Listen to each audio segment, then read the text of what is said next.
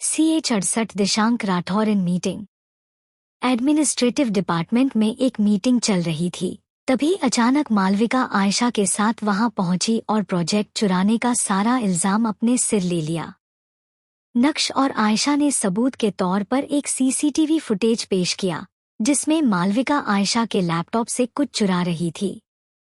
मालविका की बातें और सबूत अधिका को दोषी साबित कर रहे थे, लेकिन तभी रोहन ने कहा कि वीडियो में यह नहीं दिख रहा है कि मालविका क्या चुरा रही थी। हालांकि मालविका बार बार कह रही थी कि अधिका ने उसे ऐसा करने के लिए नहीं कहा था, यह उसने अपनी मर्जी से किया था। एडमिनिस्ट्रेटिव डिपार्टमेंट के हेड, जो अब तक मीटिंग की परस्यू कर रहे थे, ने मालविका की तरफ अजीब नजरों से देखा और बोला, क्या आप जानती हैं कि आपने क्या चुराया था? मालविका उसके पास ही खड़ी थी, हल्का घबराते हुए बोली, यह हाइड्रोजन फ्यूल एनर्जी का प्रोजेक्ट था। क्या आप जानती हैं कि हाइड्रोजन फ्यूल एनर्जी क्या है? डिपार्टमेंट हेड ने भौहें चढ़ाकर पूछा। उसकी बातें सुनकर मालविका के चेहरे पर घबराहट साफ दिख रही थी। वह इस बारे में कुछ नहीं जानती थी, इसलिए उसने ना में सिर हिला दिया। डिपार्टमेंट हेड आगे बोला, तो आप इस बारे में कुछ नहीं जानती हैं? सच कहूं तो मैं भी नहीं जानता, क्योंकि यह फील्ड मेरी समझ से पूरी तरह बाहर है। आपने कहा कि आपकी बेटी ने आपको चोरी करने के लिए नहीं कहा था, तो फिर आपको कैसे पता चला कि क्या चुराना था? एडमिनिस्ट्रेटिव डिपार्टमेंट के हेड ने मालविका को उसकी ही बातों में फंसा दिया था। वह उलझ कर रह गई थी। मालविका ने अपनी नजरें नीचे की ओर कहा, मुझे नहीं पता मैंने कैसे किया, पर मैंने ही किया है और इसमें मेरी बेटी का कोई दोष नहीं है। आप उसे सजा नहीं देंगे। आप चाहो तो पुलिस को बुलाकर मुझे जेल में डालवा सकते हो। एडमिनिस्ट्रेटिव हेड ने उसे तरस भरी नजरों से देखा। उसे यही लग रहा था कि अधिका ने ही उसे चोरी करने के लिए कहा था, जबकि वह अब उसे बचाने के लिए झूठ बोल रही थी। नक्श ने मालविका की तरफ देखा। उसे भी यही लग रहा था कि यह सब अधिका ने मालविका से करवाया था। उसे मालविका से इस वक्त नफरत करनी चाहिए, लेकिन उसे भी बाकी लोगों की तरह उस पर दया आ रही थी, जो अधिका की चाल का मोहरा बन गई थी। नक्श ने गुस्से से अधिका की तरफ देखा और तेज आवाज में कहा, अधिका, तुम चुप क्यों हो? कुछ बोल क्यों नहीं रही? क्या चोरी पकड़ी जाने पर तुम अपनी माँ को अकेले इन सब में फंसाने का तो नहीं सोच रही ना? बाकी सब चीज एक तरफ है, लेकिन यह तो मत भूलो कि इन्होंने तुम्हें जन्म दिया है। कोई अपनी माँ के साथ ऐसा कर भी कैसे सकता है? एडमिनिस्ट्रेटिव हेड ने नक्श की बात के जवाब में कहा, मिस्टर राजवंश, आप चिंता मत कीजिए। मेरा डिपार्टमेंट इस बात के तह तक जाएगा और सच का पता लगाएगा। किसी भी माँ के साथ यहाँ अन्याय नहीं होगा, और जिसने भी यह गुनाह सच में किया है, उसे उसकी सजा मिलेगी। अधिका चुपचाप वहां खड़ी थी। वह जानती थी कि यही होने वाला है। अगर वह कुछ कहती तो भी उसे दोषी ठहराया जाता, और अगर वह चुपचाप रहती तब भी सारा दोष उस पर डाल दिया जाता था।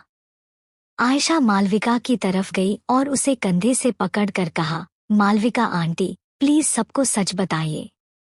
हम जानते हैं कि आप इतनी पढ़ी लिखी नहीं हैं जो आपको पता चल जाए कि आप क्या चुराना है। अगर गलती अधिका ने की है तो सबके सामने बताइए। आपने यह झूठा इल्जाम अपने सिर ले लिया है, उसके लिए वे आपको माफ कर देंगे। मालविका ने एक नज़र एडमिनिस्ट्रेटिव हेड की तरफ देखा। वह कंधे उचका कर बोला, यह सच कह रही है। आपको सबको पूरी बात अच्छे से सच सच बतानी चाहिए। यहाँ कोई बेवकूफ नहीं है। सबको पता चल रहा है कि आपकी बेटी अपने काले कारनामों को छुपाने के लिए आपको ढाल बना रही है। मालविका ने उसकी तरफ देखकर लाचारी दिखाई और फिर जमीन पर घुटने टेक दिए। वह ऐसे दिख रही थी जैसे उसकी इतनी कोशिशों के बाद भी वह अपनी बेटी को बचा नहीं पाई।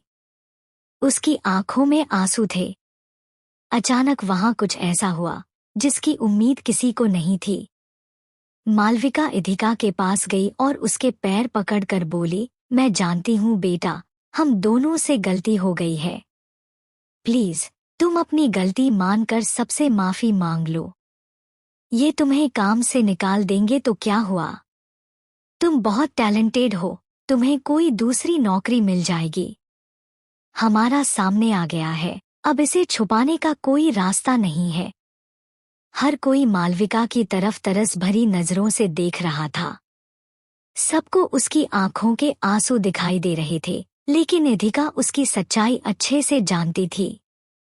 वह हमेशा उसे नीचा दिखाने की कोशिश करती थी। आज वह उसे इतना प्यार दिखा रही थी, सब कुछ जरूर आयशा ने सिखाया होगा। अचानक ही उसकी माँ इतनी अच्छी एक्ट्रेस बन गई कि सब उसी पर यकीन कर रहे थे। इधिका जब कुछ नहीं बोली तो मालविका ने आगे कहा, आप जानते हो आजकल के बच्चे जिद्दी होते हैं, वे किसी के सामने झुकना पसंद नहीं करते। मैं अपनी बेटी की तरफ से आप सबके पैरों में गिरकर माफी मांगूंगी। प्लीज उसे माफ कर दीजिए। आगे से वह ऐसा नहीं करेगी। मालविका खड़ी हुई और सबके आगे जाकर झुकने लगी। सबको इधिका पर गुस्सा आ रहा था। तभी एडमिनिस्ट्रेटिव हेड आगे आया और उसने मालविका को रोका। वह इधिका की तरफ देखकर गुस्से से चिल्लाया, क्या तुम्हारे अंदर बिल्कुल भी सेंसिटिविटी नहीं है? तुम्हारी माँ यहाँ सबके आगे झुक रही है तुम्हारी गलतियों को छुपाने के लिए, और तुम वहाँ एक शेमलेस इंसान की तरह खड़ी हो।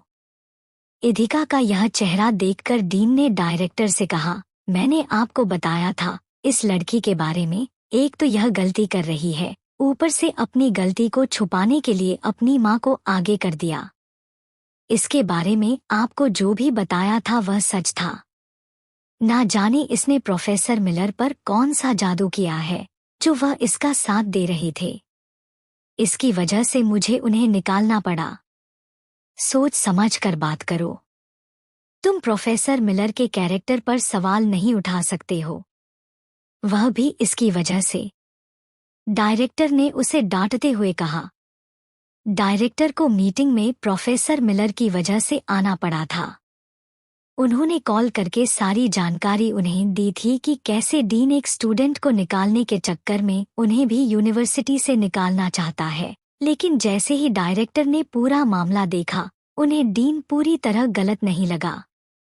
डायरेक्टर ने इधिका की तरफ देखा और अपने आगे लगे माइक में कहा, मिस सिंघानिया, तुम्हें अब सॉरी बोल देना चाहिए। अगर तुम इसी तरह अपनी जिद पर अड़ी रही तो प्रोफेसर मिलर भी तुम्हें बचा नहीं पाएंगे और मुझे तुम्हें यूनिवर्सिटी से निकालना होगा। उनकी बात सुनकर मालविका ने इधिका से कहा, सुना तुमने इधिका? अगर तुम माफी मांग लोगी तो वह तुम्हें एक और मौका देने के लिए तैयार है। प्लीज बेटा, जिद मत करो। अचानक वहां सन्नाटा छा गया। दरवाजे पर कोई खड़ा था और उसने तेज आवाज में चिल्लाकर कहा, मिस्टर दिशांक राठौर यहाँ आ गए हैं। दिशांक के आने की बात सुनकर आयशा ने तुरंत नक्श से धीमी आवाज में कहा, याद है उस पार्टी में दिशांक और इधिका कुछ ज्यादा ही क्लोज लग रहे थे? क्या तुम्हें लगता है कि यहाँ आकर वह इधिका का फेवर करेगा और राजवंश एम्पायर से उसके लिए नरमी बरतने के लिए कहेगा? नक्श ऐसा कभी नहीं चाहता था। उसने तुरंत कहा, मिस्टर राठौर को रिसर्च रूम में लेकर जाओ। जब पूरा मामला खत्म हो जाएगा तब मैं उनसे जाकर मिलता हूँ। ठीक है। सामने से एक आदमी की आवाज आई। नक्श ने जिसे ऑर्डर दिया था वह वहां से जाने के लिए मुड़ा। उससे पहले किसी ने सख्त आवाज में कहा, उसे यहाँ लेकर आओ।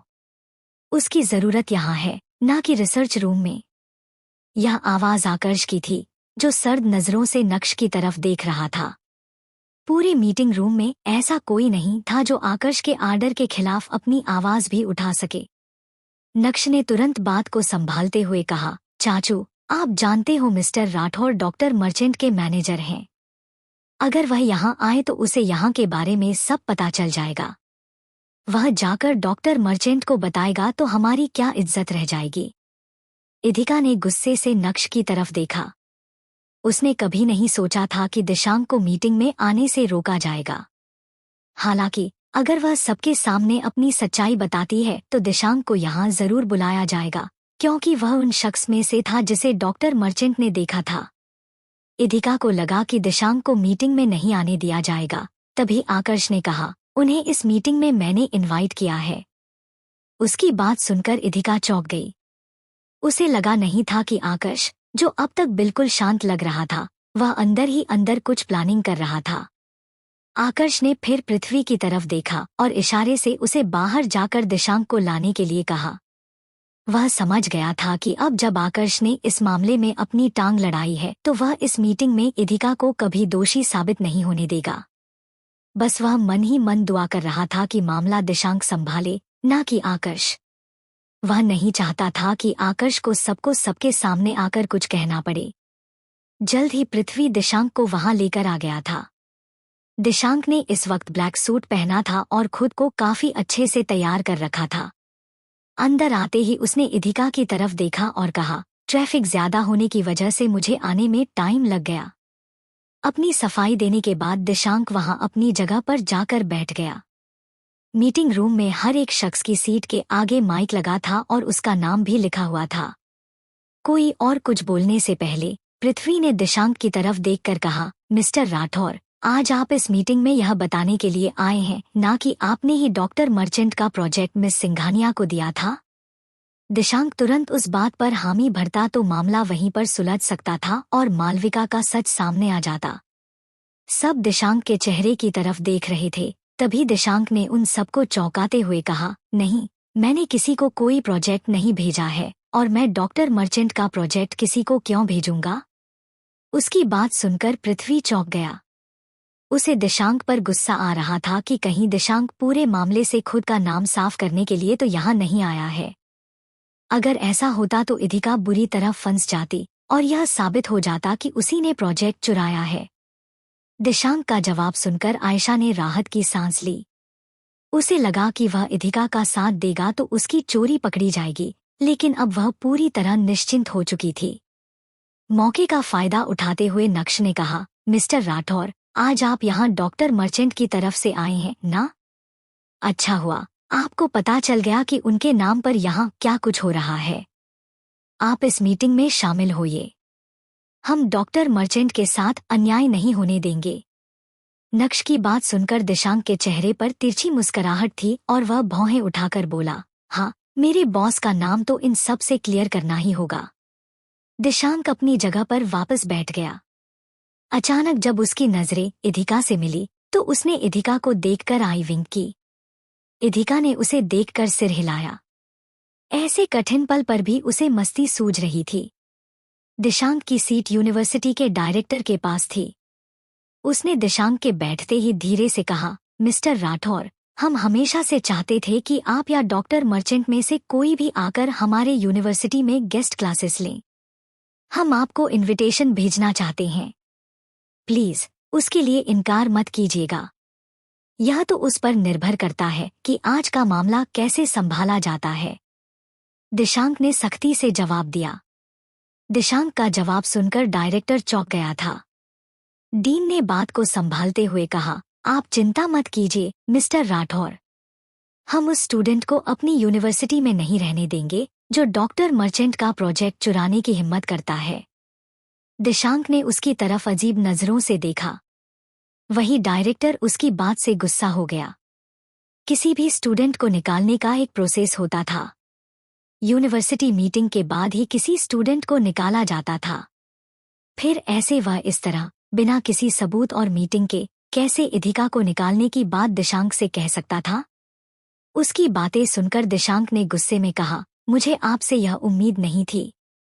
मुझे लगा था कि आप अपने स्टूडेंट का फेवर करेंगे, लेकिन हम उसका फेवर क्यों करेंगे? उसने इतनी बड़ी गलती की है। डीन ने भौहें उठाकर कहा। कौन सी गलती? दिशांक ने उसे घूरते हुए पूछा। उसने डॉक्टर मर्चेंट के प्रोजेक्ट को चुराया है, तभी यह इतनी बड़ी मीटिंग हो रही है। डीन ने जवाब दिया। दिशांक ने सख्त आवाज में कहा, और कोई सबूत है इस बात का कि डॉक्टर मर्चेंट का प्रोजेक्ट चोरी हुआ है और उसी ने चुराया है? डीन ने मालविका की तरफ इशारा करके कहा, वह उस लड़की की मां है।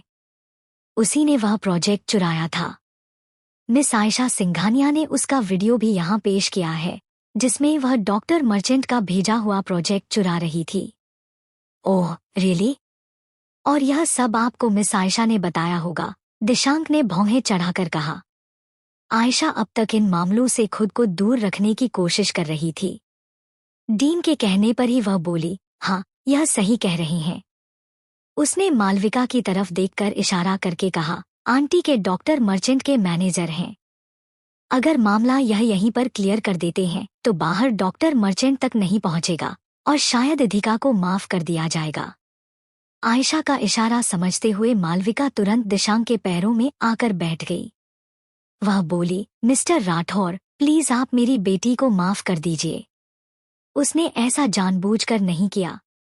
मैं आपको यकीन दिलाती हूँ कि वह आगे से ऐसा कुछ नहीं करेगी। नक्श ने उसे रोकते हुए कहा, आंटी प्लीज ऐसा कुछ मत कीजिए। मालविका ने रोते हुए कहा, मैं अपनी इधिका के लिए कुछ भी करूंगी। जब तक आप उसे माफ नहीं करोगे मैं उठूंगी नहीं। इधिका बेटा, प्लीज तुम भी माफी मांग लो। अचानक इधिका अपनी जगह से खड़ी हुई और मालविका की तरफ देखकर गुस्से में बोली, आप कुछ भी करेंगी मेरे लिए? इधिका का यह रूप देखकर सभी हैरान रह गए थे।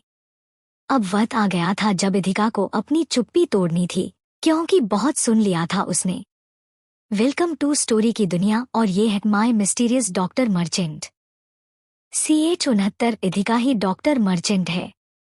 दिशांक के आ जाने के बाद भी वहां मिसअंडरस्टैंडिंग दूर नहीं हुई थी।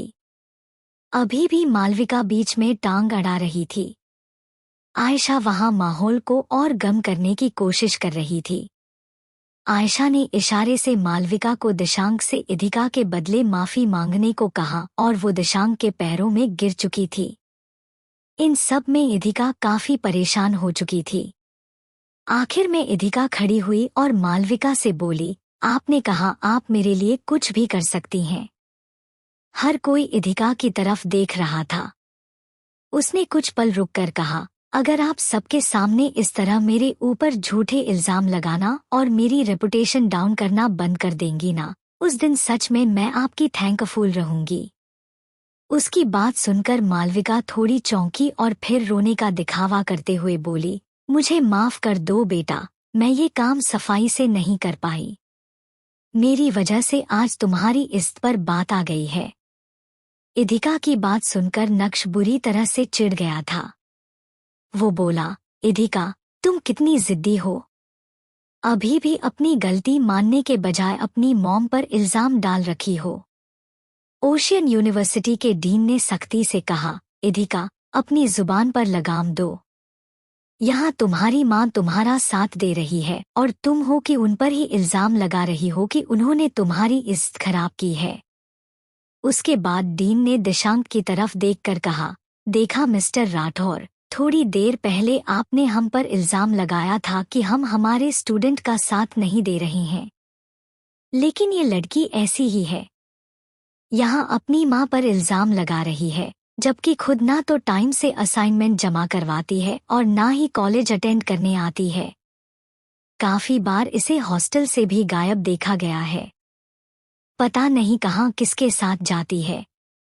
अब आप बताइए ऐसे स्टूडेंट को हम रख भी कैसे सकते हैं।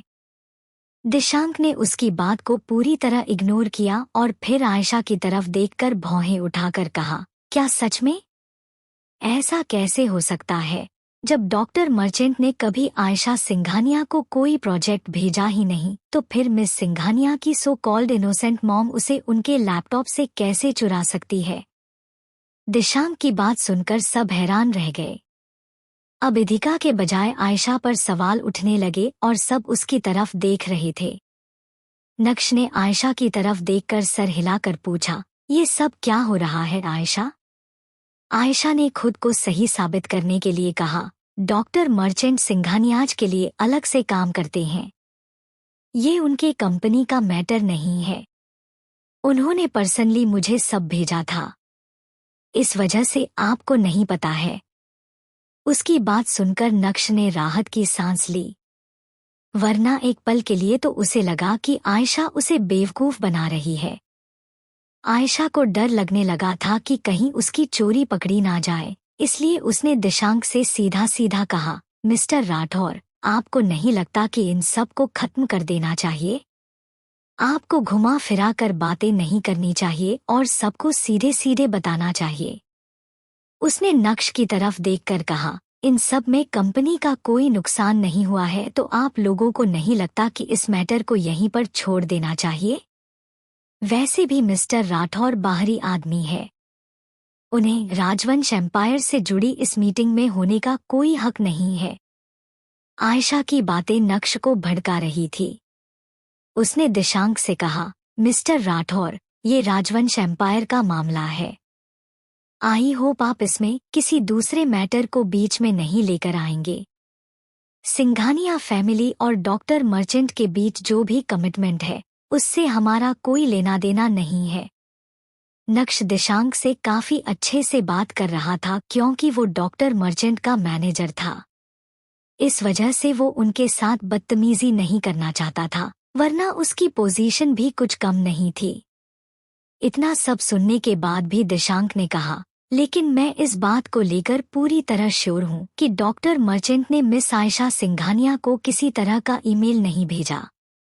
अच्छा, तो डॉक्टर मर्चेंट ने नहीं भेजा तो आयशा को प्रोजेक्ट सॉल्व करके कैसे मिला? नक्श ने हंसते हुए कहा। वही तो मैं जानना चाहता हूँ कि उन्हें ये प्रोजेक्ट आखिर मिल कहाँ से? दिशांक ने कंधे उचका कर कहा। मतलब क्या है आपके कहने का? नक्श ने सिर हिलाकर बोला। दिशांक ने उसकी तरफ देखा और गंभीर आवाज में कहा, इसमें इतना समझने जैसा क्या है? इस औरत से ही पूछिए ना, जिसने आयशा के लैपटॉप से कुछ कॉपी किया है। जरूरी थोड़ी ना है कि कुछ सामान कॉपी हुआ है। हो सकता है कि उसमें प्रोजेक्ट डाला गया हो। अब तक सब यही समझ रहे थे कि मालविका ने आयशा से प्रोजेक्ट चुराया है, लेकिन दिशांक के समझाने पर उनका ध्यान इस तरफ गया कि हो सकता है कि मालविका ने इधिका से प्रोजेक्ट चुराकर आयशा के लैपटॉप में डाला हो। नक्श सार्कास्टिकली हंसते हुए बोला, यहाँ कोई मजाक चल रहा है मिस्टर राठौर। आप ये कहना चाहते हैं कि मालविका आंटी ने इधिका के लैपटॉप से प्रोजेक्ट को चुराया और फिर आयशा को दे दिया? हाँ, तो इसमें हंसने जैसा क्या है? दिशांक सीरियस चेहरे के साथ बोला। फिर उसने आकर्ष की तरफ देखकर कहा, मिस्टर आकर्ष राजवंश, आपको क्या लगता है? क्या जो मैंने कहा वो गलत है? हर कोई आकर्ष की तरफ देखने लगा। आखिर उसकी राय मायने रखती थी। आकर्ष ने कुछ पल सोचकर फिर सख्त आवाज में कहा, हाँ, ऐसा हो सकता है। नक्श आकर्ष पर गुस्सा नहीं कर सकता था। उसकी इतनी हिम्मत नहीं थी, इसलिए वो अपना गुस्सा दिशांक पर उतारते हुए बोला, तो आपके कहने का मतलब क्या है? प्रोजेक्ट डॉक्टर मर्चेंट के बजाय इधिका ने पूरा किया था। नहीं, प्रोजेक्ट तो डॉक्टर मर्चेंट ने ही पूरा किया है। लेकिन मिस सिंघानिया भी गलत नहीं है। दिशांक तिरछा मुस्कुराते हुए बोला। दिशांक की बातें नक्श को उलझन में डाल रही थी। आयशा ने बीच में बोलते हुए कहा, मिस्टर राठौर, कहीं आप ये तो कहने की कोशिश नहीं कर रहे कि इधिका और डॉक्टर मर्चेंट का प्रोजेक्ट कोइंसिडेंटली एक जैसा हो गया? नक्श भी आयशा की बात से सहमत था। उसने कहा, आपकी बातें हम सबको कंफ्यूज कर रही हैं। यहाँ सबको दिख रहा है, आप डॉक्टर मर्चेंट के काम का क्रेडिट इधिका को दे रहे हैं। जिस तरह से दिशांक इधिका को सपोर्ट कर रहा था, अचानक आकर्ष के चेहरे के एक्सप्रेशंस बदलने लगे। उसे शक तो था ही कि उन दोनों के बीच कोई रिलेशन है, लेकिन दिशांक की बातों ने उसके शक को कंफर्म कर दिया था। तभी शायद इधिका इतनी कॉन्फिडेंट थी क्योंकि उसे दिशांक पर यकीन था कि वो आकर उसे बचा लेगा। आकर्ष गुस्से में इधिका की तरफ देख रहा था। तभी नक्श बोला, मैं नहीं मानता कि इधिका इतनी इंटेलिजेंट है कि डॉक्टर मर्चेंट के लेवल तक काम कर सकती है। हालांकि उसे यहाँ जॉब आकर्ष चाचू की वजह से मिली थी। डॉक्टर मर्चेंट को मैंने यहाँ काम करने के लिए मनाया था। मैं मान ही नहीं सकता कि एक under graduate student doctor merchant के लेवल जितना काम कर सकती है। अब हर कोई आकर्ष की तरफ शक बड़ी निगाहों से देखने लगा था क्योंकि वही इधिका को लेकर आया था। वही दिशांक इधिका को बचाने के चक्कर में अपने मेन मुद्दे से भटक गया था कि उसे इधिका की आइडेंटिटी रिवील करनी थी। हर कोई यही समझ रहा था कि इधिका ने कोई काम नहीं किया, बल्कि वो डॉक्टर मर्चेंट के काम का क्रेडिट लेने की कोशिश कर रही है। अचानक पृथ्वी का मोबाइल वाइब्रेट हुआ। उसने देखा कि एक अनजान शख्स इस बारे में ब्लॉगिंग कर रहा था। ना जाने कैसे ये खबर बाहर फैल गई थी कि राजवंश एम्पायर की एक इंटर्न ने डॉक्टर मर्चेंट का प्रोजेक्ट चुरा लिया है और उस इंटर्न को आकर्ष राजवंश ने हायर किया था। हर कोई आकर्ष और इधिका के रिश्ते पर सवाल उठा रहा था। पृथ्वी को ये सब देखकर बहुत गुस्सा आया। उसने मोबाइल आकर्ष की तरफ किया, लेकिन आकर्ष ने तो मोबाइल की तरफ देखा तक नहीं। उसकी नजरें इधिका पर जमी हुई थी। मीटिंग रूम में भी लगातार इधिका पर सवाल उठाए जा रहे थे। आयशा मन ही मन खुश हो रही थी क्योंकि इधिका अब पूरी तरह फंस चुकी थी।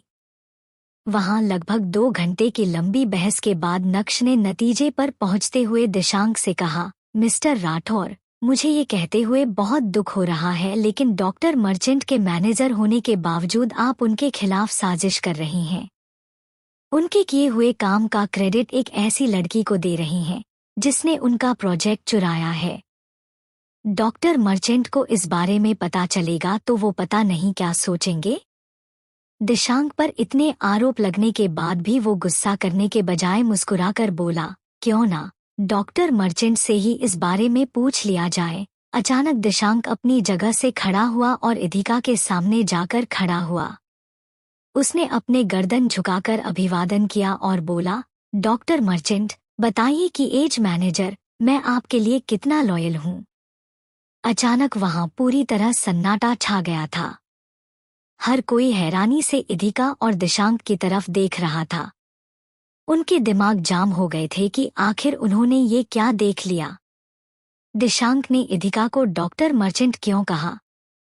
क्या सच में इधिका डॉक्टर मर्चेंट हो सकती है? ये सब नक्श की बर्दाश्त के बाहर होने लगा था।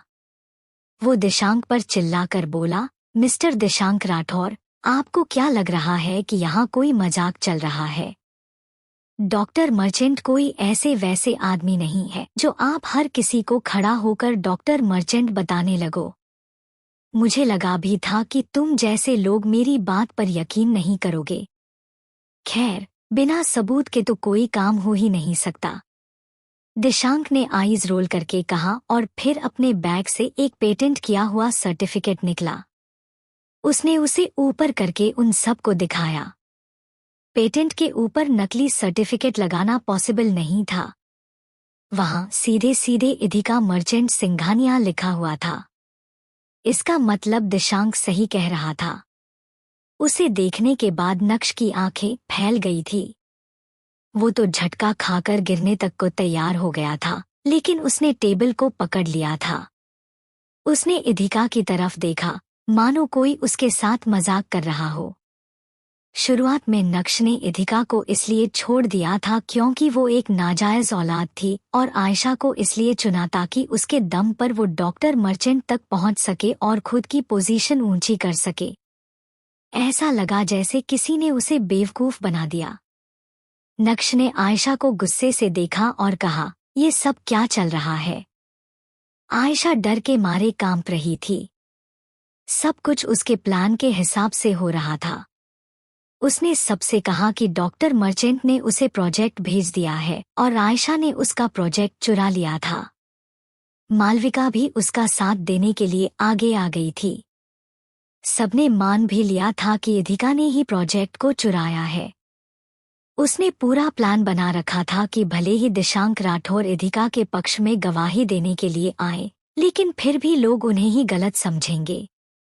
पर वो कहाँ जानती थी कि इधिका ही डॉक्टर मर्चेंट निकलेगी। आयशा ने खुद को संभाला और नक्श को समझाते हुए बोली, नक्श, प्लीज प्लीज नक्श, मेरी बात। आयशा को कुछ समझ नहीं आ रहा था कि आखिर वो ऐसा क्या कहे जिससे नक्श का गुस्सा शांत हो जाए। मालविका गुस्से से जमीन पर से उठी और इधिका की तरफ बढ़ते हुए बोली, बदतमीज लड़की, तुम झूठ बोल रही हो। तुम्हारे तो कभी ठीक से नंबर भी नहीं आए, फिर तुम डॉक्टर मर्चेंट कैसे हो सकती हो? ये लड़का तुम्हारे लिए झूठ बोल रहा है। बताओ इन सबको कि तुमने ही अपनी बहन का प्रोजेक्ट चुराया है। मालविका की बातें सुनकर सब हैरान रह गए कि अचानक माँ बेटी का प्यार कहाँ चला गया। थोड़ी देर पहले वो इधिका का इल्जाम अपने सिर लेने के लिए तैयार थी, तो अब जब इधिका की सच्चाई सामने आ गई तो वो उसे ही गलत ठहराने लगी। मालविका गुस्से में इधिका को थप्पड़ लगाने वाली थी, लेकिन इधिका ने उसका हाथ पकड़ा और सख्ती से कहा, क्या आप भूल गई कि मेरे मार्क्स कम क्यों आते थे? उसकी बात सुनकर मालविका चौंक गई। आज इधिका को बोलने का मौका मिला था तो वो चुप नहीं रहने वाली थी। इधिका ने आगे कहा, आपने मुझे मजबूर किया था कि मैं अच्छे नंबर नहीं ला सकती। मैं हमेशा से बचपन में क्लास में नंबर 1 पर रहती थी, लेकिन मुझे मजबूर किया गया कि अगर मैं आयशा से अच्छे नंबर लेकर आई तो आप मुझे बेच देगी। इधिका ने कुछ पल नीचे देखा और अपने इमोशंस को कंट्रोल करके कहा, पता है सबसे मुश्किल क्या होता है? इंटेलिजेंट होने के बावजूद भी आप दूसरों को अपनी प्रतिभा नहीं दिखा सकते हो। मुझे कम नंबर लाने पड़ते थे ताकि ठीक से आप मुझे खाना दे सको। इधिका ये सब किसी को बताना नहीं चाहती थी, लेकिन थोड़ी देर पहले जैसे मालविका एक आदर्श माँ होने का दिखावा कर रही थी, ऐसे में उसकी सच्चाई सबके सामने आना जरूरी था। हर कोई इधिका की बात सुनकर हैरान रह गया। वो मालविका की तरफ देख रहे थे, जो थोड़ी देर पहले बहुत बड़ी-बड़ी बातें कर रही थी। अब उसकी सच्चाई सामने आते ही सब उसे नफरत से देखने लगे, खास करके एडमिनिस्ट्रेशन डिपार्टमेंट का हेड। आकर्ष की गुस्से में मुट्ठियां बंध गई थी। उसने इधिका की तरफ देखा। हालांकि इधिका अपने इमोशंस को कंट्रोल करके सब कुछ बता रही थी, लेकिन उसके शब्दों से साफ जाहिर था कि उसने कितना कुछ झेला था। अचानक आकर्ष को याद आया कि जब उसने पृथ्वी को इधिका के बारे में पता लगाने को कहा था तब उसे पता चला था कि बहुत कम उम्र में इधिका ने घर छोड़ दिया था।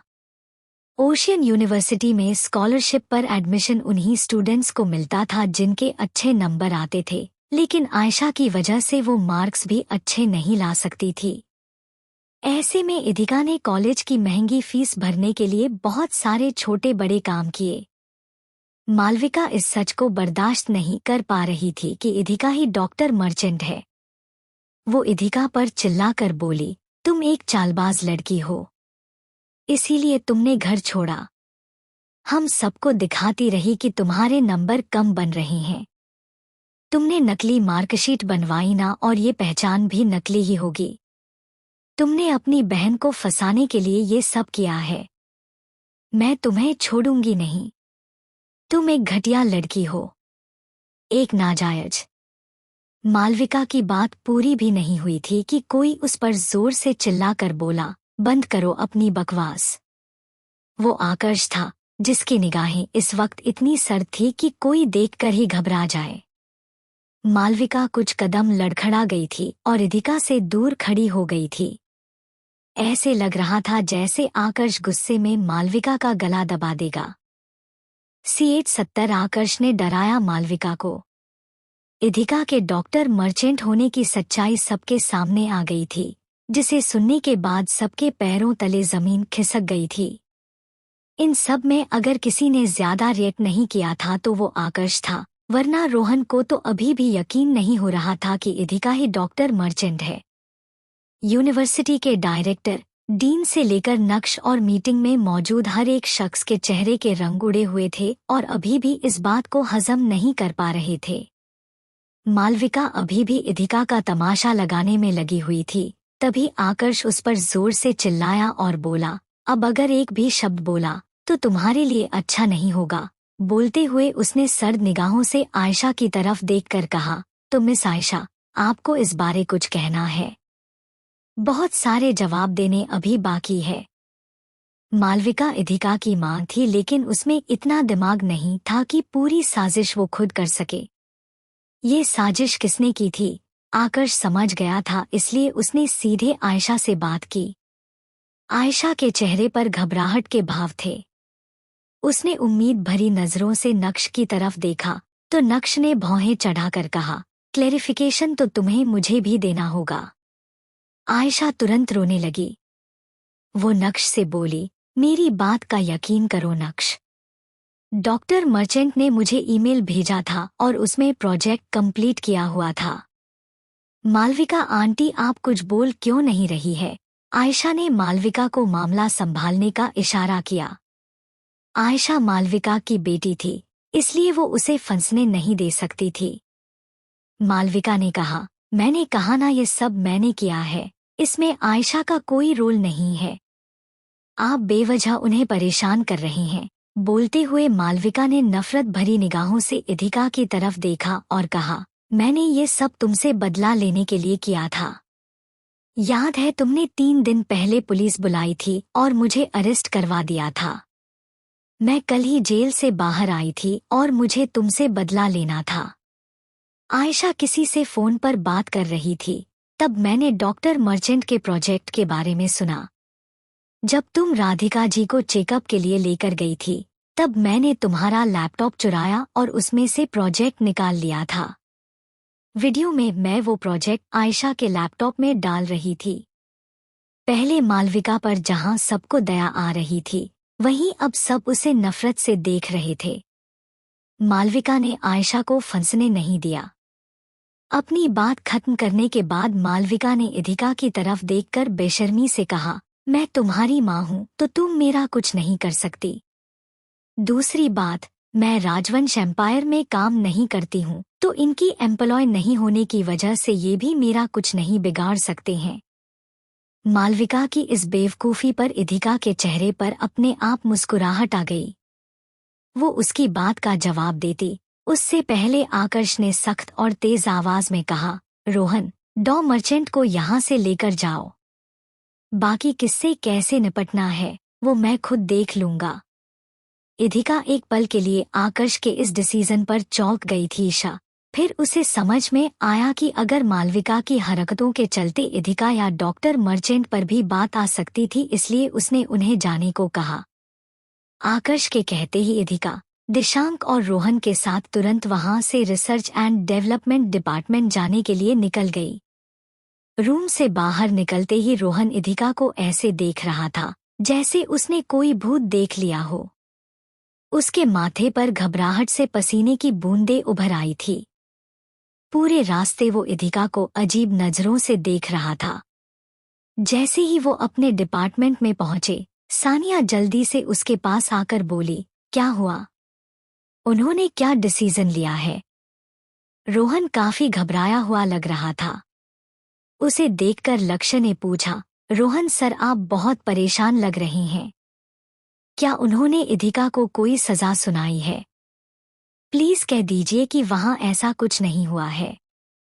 उस डिपार्टमेंट में काम करने वाले सारे एम्प्लॉयज रोहन और इधिका को घेर कर खड़े थे। दिशांक उनके साथ अंदर नहीं आया था।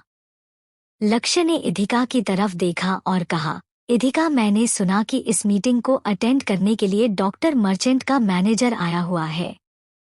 क्यों ना हम उनसे बात करें? वो डॉक्टर मर्चेंट से बात करके तुम्हें माफ कर सकते हैं। इधिका को समझ नहीं आया कि वो उसकी बात का क्या जवाब दे। रोहन अब तक पागलों की तरह खड़ा था। अचानक उसे होश आया और वो हकलाते हुए बोला, इधिका, क्या सच में तुम डॉक्टर मर्चेंट हो? रोहन के शब्द पूरे वर्क स्टेशन पर गूंजने लगे थे। वो सब हैरानी से कभी इधिका को तो कभी रोहन को देखने लगे। सानिया ने जल्दी से कहा, ये आप क्या कह रहे हैं रोहन सर? आप परेशान लग रही हैं, लेकिन परेशानी में ऐसी बातें भी कौन बोलता है? लक्ष्य ने जल्दी से कहा, आपने अभी अभी डॉक्टर मर्चेंट का नाम लिया।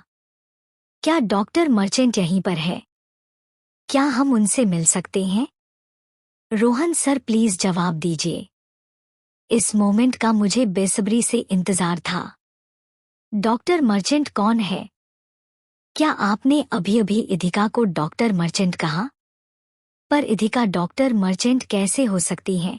टीना ने चौंकते हुए कहा। उनकी बातें सुनकर सानिया ने सिर हिलाकर कहा, इधिका डॉक्टर मर्चेंट कैसे हो सकती है टीना? वो तो इतनी यंग है। वो सब आपस में बातें कर रहे थे, तभी इधिका ने मुस्कुराते हुए अपना हाथ रोहन की तरफ बढ़ाया और बिल्कुल शांत लहजे में कहा, आप सबसे मिलकर मुझे खुशी हुई। हाँ, मैं ही डॉक्टर मर्चेंट हूँ। Doctor Idhika merchant Singhania. अचानक से फिर से वहां सन्नाटा छा गया और सभी इधिका की तरफ आंखें फाड़ कर देख रहे थे। लक्ष्य ने खुद को तुरंत संभाला और बोला, तुमने अभी क्या कहा इधिका? कौन हो तुम? वो भी बुरी तरह सकते में आ गया था। लक्ष्य के कहते ही इधिका ने पूरी टीम की तरफ देखा। पहले भले ही वो उसे गलत समझते थे, लेकिन बाद में उन्होंने हर तरीके से इधिका को प्रोटेक्ट किया। सब उसे चोर कह रहे थे, वहीं पूरी टीम इस बात पर यकीन नहीं करती थी और इधिका का पूरी ईमानदारी से साथ दे रही थी। वो काम भी काफी अच्छे तरीके से करते थे। इधिका ने उनकी तरफ देखकर हल्की मुस्कुराहट के साथ कहा, मैं आप सबको थैंक यू कहना चाहूंगी। अपने पिछले दिनों मेरा बहुत ध्यान रखा है। बस जाते हुए आखिर में यही कह सकती हूँ कि अगर फ्यूचर में आप सबको कोई भी प्रॉब्लम हो तो आप बेझिझक मुझे कॉल कर सकते हैं। I will always there for you. Idhika की सच्चाई सामने आ जाने के बाद वो वहां अब और काम नहीं कर सकती थी। इधिका बस रोहन और उन सबको गुड बाय कहने के लिए आई थी। जाने से पहले इधिका अपने डेस्क पर गई और न्यूरोसाइंस वाली किताब को उठाया और फिर वहां से बाहर निकालकर दिशांक के साथ चली गई। इधिका तो चली गई थी, लेकिन अपने पीछे एक बहुत बड़ा तूफान छोड़कर गई थी। पूरी टीम अभी भी आंखें फाड़े उसे जाते हुए देख रही थी। रोहन दौड़कर उसके पीछे जाना चाहता था, पर फिर वो रुक गया। उसने अपने सिर पर मार कर धीरे से कहा, मैं इतना बेवकूफ कैसे हो सकता हूँ? उसने पहले भी मुझे अपनी सच्चाई बताई थी और मैंने उसका मजाक उड़ाया। ओ माय गॉड, वो डॉक्टर मर्चेंट है। वो मेरे बारे में क्या सोच रही होगी?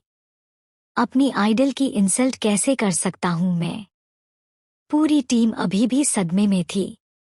इधिका लिफ्ट के अंदर घुस गई, तब उन्हें होश आया और सब हड़बड़ाहट में कुछ ना कुछ बड़बड़ाने लगे। लक्ष्य ने धीरे से कहा, इसका मतलब इधिका ही डॉक्टर मर्चेंट है। ओ माय गॉड, हम अब तक डॉक्टर मर्चेंट के साथ काम कर रहे थे और हमें पता भी नहीं चला, सानिया ने आंखें बड़ी करके कहा। टीना ने खुश होकर कहा, मुझे यकीन नहीं हो रहा। मैं डॉक्टर मर्चेंट की फ्रेंड बन गई हूँ। तुम लोगों को पता है, हमने 2 बार साथ में लंच लिया था। उन्होंने हमें ये भी कहा है कि फ्यूचर में हमें कोई प्रॉब्लम हो तो हम उन्हें कॉल कर सकते हैं। रोहन ने देखा अचानक सभी दौड़कर इधिका के डेस्क पर जाने लगे और उसका यूज किया हुआ सामान लेने लगे। कोई पेन उठा रहा था, कोई कप तो कोई कुछ। डॉक्टर मर्चेंट उनके आइडल थे। अगर इधिका वहां कुछ देर और रुकती तो शायद वो उसे कभी वहां से निकलने नहीं देते। रोहन उन्हें अजीब नजरों से देख रहा था, हालांकि उसने उन्हें रोका नहीं। वो उनके इमोशंस समझ सकता था। वो खुद डॉक्टर मर्चेंट का फैन था। वहीं दूसरी तरफ एडमिनिस्ट्रेटिव डिपार्टमेंट में अभी भी हलचल मची हुई थी। माहौल वहां शांत नहीं हुआ था। मालविका वहां पूरे एटीट्यूड से खड़ी थी। उसके हिसाब से कोई उसका कुछ नहीं बिगाड़ सकता था। आकर्ष ने मालविका की तरफ सर्द निगाहों से देखा और फिर तेज आवाज में कहा, पुलिस को बुलाओ। पुलिस का नाम सुनकर मालविका घबरा गई। पहले ही वो बहुत मुश्किल से 2 दिन बाद में छूटी थी। ऐसे में फिर से जेल जाना उसके लिए किसी बुरे सपने की तरह था। एडमिनिस्ट्रेटिव डिपार्टमेंट के हेड ने एक पल सोचा और फिर बोला, सर ये सही आइडिया नहीं है। अगर हम पुलिस को बुलाते हैं तो पूरा मैटर पब्लिक हो जाएगा। कंपनी की इमेज पर भी बहुत असर पड़ेगा। मुझे नहीं लगता कि हमें पुलिस को बुलाना चाहिए। सच कहूं तो टीम ने आज भी पुलिस बुलाने का नहीं सोचा था। ये कंपनी का फैसला था कि वो पूरे मामले को अंदर ही अंदर संभालेगी और पुलिस और मीडिया को इसमें किसी भी तरह से इन्वॉल्व नहीं करेगी। आखिर राजवंश एम्पायर कोई छोटी मोटी कंपनी नहीं थी। आकर्ष ने गुस्से से एक नज़र एडमिनिस्ट्रेटिव डिपार्टमेंट के हेड को देखा तो वो तुरंत हड़बड़ाकर बोला, ठीक है सर, मैं अभी पुलिस को कॉल करता हूँ। इससे पहले कि हेड कॉल करता मालविका डरकर चिल्लाकर बोली, मिस्टर राजवंश, मैं बस अपनी बेटी को सबक सिखाना चाहती थी। मैंने जो चुराया वो इधिका का मैटर था। जब वो भी कुछ नहीं बोल रही है तो आप बीच में बोलने वाले कौन होते हैं? प्लीज पुलिस को कॉल मत कीजिए, मैं इधिका से बात कर लूंगी। आकर्ष की आंखें देखकर ही मालविका को डर लगने लगा था, जबकि अभी तो उसने उसे कुछ कहा ही नहीं था। अचानक आकर्ष ने कोल्ड वॉइस में कहा, तुमने जो प्रोजेक्ट चुराया है वो राजवंश एम्पायर के रिसर्च एंड डेवलपमेंट डिपार्टमेंट का एक सीक्रेट प्रोजेक्ट था। हो सकता है तुमने पहले भी कोई जरूरी इंफॉर्मेशन चुराई हो। तुम्हारी बेटी तुम्हें कुछ ना कहे, लेकिन राजवंश एम्पायर के टेक्निकल इश्यूज के साथ छेड़छाड़ करने के लिए मैं तुम्हें माफ नहीं कर सकता। आकर्ष चाहता था कि मालविका को सख्त से सख्त सजा मिले, ताकि वो गलती से भी इधिका के आसपास भी ना फटक सके। आकर्ष जिस तरह से मालविका को धमकी दे रहे थे वो और घबरा गई। उसने डरते हुए कहा, क्या सीक्रेट प्रोजेक्ट? लेकिन मैं इसके बारे में कुछ नहीं जानती हूँ। आप इस तरह मुझे बेवजह फंसा नहीं सकते हैं मिस्टर राजवंश। मुझे क्या सजा मिलेगी? अगर तुम्हारा गुनाह साबित हो गया तो तुम्हें 3 साल से लेकर 10 साल तक की कैद हो सकती है, जो कि मैं पूरी कोशिश करूंगा कि तुम्हारा गुनाह साबित हो जाए और तुम्हें 10 साल से ज्यादा की सजा मिले, आकर्ष ने उसे सरेआम धमकी देते हुए कहा। मालविका डर के कांपने लगी। एडमिनिस्ट्रेटिव डिपार्टमेंट का हेड आकर्ष की तरफ अजीब नजरों से देख रहा था। मामला इतना भी बड़ा नहीं था और ना ही मालविका ने किसी तरह का सीक्रेट लीक किया था। फिर भी आकर्ष उसे इस तरह क्यों धमका रहा था, ये उसे समझ नहीं आया। आकर्ष कुछ पल रुका और बोला, हाँ, एक कीमत पर आपकी सजा कम हो सकती है। अगर आपने ये अपनी मर्जी से ना किया हो और किसी ने आपसे ये करवाया हो, तो बताइए मिस मालविका दास, ये आपसे किसने करवाया था? हर किसी की नजरें आयशा पर चली गई थी। सब जानते थे कि मालविका ज्यादा पढ़ी लिखी नहीं थी। ऐसे में उसे किसी प्रोजेक्ट और उसे चुराने जैसी चीजों के बारे में कुछ पता नहीं था। वो आयशा ही थी जिसने उसे बहकाया और उसे अपना काम निकलवा लिया। अगर मालविका की जगह कोई और होता तो शायद वो आयशा का नाम ले लेता, लेकिन आयशा उसकी खुद की बेटी थी तो वो उसे फंसने कैसे दे सकती थी? आयशा की तरफ देखकर मालविका ने रोते हुए कहा, नहीं, इसमें आयशा की कोई गलती नहीं है। उसने मुझे ऐसा करने के लिए नहीं कहा था।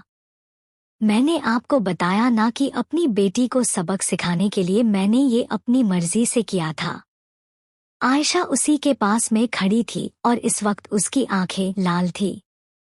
उसने मालविका से कहा, मालविका आंटी, भले ही आप इधिका से नफरत करती हो या फिर उससे बदला लेना चाहती होंगी, लेकिन आपको इस मैटर में मुझे नहीं घसीटना चाहिए। आप अच्छे से जानती है मैंने आपको ऐसा करने के लिए कुछ नहीं कहा था। आयशा ने सीधे सीधे अपना पल्ला झाड़ लिया था। सबको दिखाने के लिए आयशा ने अपनी नजरें नीचे की और अपने आंसुओं को साफ किया। वो इतनी बेवकूफ नहीं थी जो इतनी बड़ी प्लानिंग ऐसे ही कर ले। उसने मालविका से भी काफी सावधानी से बात की थी, ताकि अगर वो पकड़ी भी जाए तो इल्जाम उस पर ना आए। मालविका को अचानक कल की बातें याद आने लगी, जब आयशा उसके पास जेल में आई थी और उसे बाहर निकाला था। हालांकि वह इस बात को अभी भी नहीं जानती थी कि आयशा को इस बात का पता है कि वही उसकी बायोलॉजिकल मदर है। आयशा ने उसे राजवंश एम्पायर में प्रोजेक्ट को लेकर चल रहे टेंशन के बारे में बताया और साथ ही ये भी कि डॉक्टर मर्चेंट ने अभी तक उसे प्रोजेक्ट का सॉल्यूशन नहीं भेजा है। आखिर में वो रोते हुए बोली, अगर मैंने डॉक्टर मर्चेंट का भेजा हुआ प्रोजेक्ट नक्श को नहीं भेजा तो शायद वो हमारी सगाई तोड़ देगा आंटी। मैं उससे बहुत प्यार करती हूँ। मेरी हेल्प करने वाला कोई नहीं है, मेरी खुद की मॉम भी नहीं। आयशा ने काफी अच्छे से मालविका को अपनी बातों में फंसा लिया था। मालविका उसकी बायोलॉजिकल मदर थी तो वो उसे तकलीफ में कैसे देख सकती थी, इसलिए उसने ये कदम उठाया। मालविका ने एक नज़र उम्मीद से आकर्ष की तरफ देखकर कहा, प्लीज पुलिस को मत बुलाइए। मैंने आपकी कंपनी का कोई भी नुकसान नहीं किया है। मालविका बोल ही रही थी कि तभी पुलिस आ गई। वो काफी गिड़गिड़ा रही थी लेकिन फिर भी आकर्ष ने उसकी एक नहीं सुनी और उसे अरेस्ट करवा दिया था। मालविका के अरेस्ट हो जाने के बाद सब अपने अपने काम पर लग गए थे, लेकिन इस वक्त आयशा को किसी चीज की चिंता सता रही थी, तो नक्श की। नक्श अब किसी भी हाल में उसके साथ नहीं रुकने वाला था। बहुत मुश्किल से उसने इधिका से छीनकर नक्श को अपना बनाया था और एक बार फिर शायद नक्श इधिका के पीछे ही जाने वाला था। CH-71 आयशा की नई चाल। इधिका के डॉक्टर मर्चेंट होने की सच्चाई बाहर आ चुकी थी। इधिका तो राजवंश एम्पायर से चली गई थी, लेकिन उसके जाने के बाद हड़कंप सा मच गया था। पहले रिसर्च एंड डेवलपमेंट डिपार्टमेंट के लोग बात को हजम नहीं कर पा रहे थे, तो वहीं दूसरी तरफ एडमिनिस्ट्रेटिव डिपार्टमेंट में भी हंगामा मचा हुआ था। आकर्ष मालविका से बहुत ज्यादा गुस्सा था। उसने उसे एक मौका दिया था कि वो असली साजिश करने वाले का नाम बता दे, लेकिन मालविका आयशा का नाम कैसे ले सकती थी? वो उसकी खुद की बेटी थी।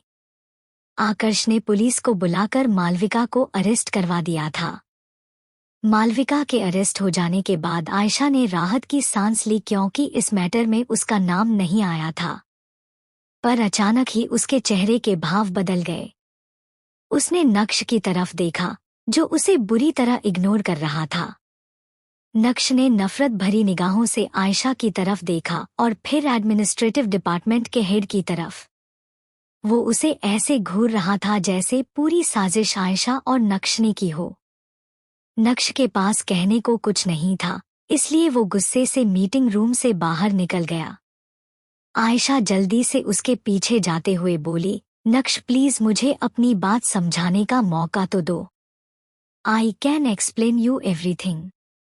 आयशा जब नक्श के पीछे गई तो आकर्ष उसे जाते हुए देख रहा था। वो मन ही मन बड़बड़ा कर बोला, एक चीज समझ नहीं आ रही है, मालविका आयशा का इतना फेवर क्यों कर रही थी? उसने ये क्यों नहीं बताया कि आयशा ने ही पूरी साजिश की है? अचानक आकर्ष ने खोई हुई आवाज में कहा, पता नहीं क्यों लेकिन मुझे आयशा सिंघानिया मालविका दास की बेटी ज्यादा लगती है।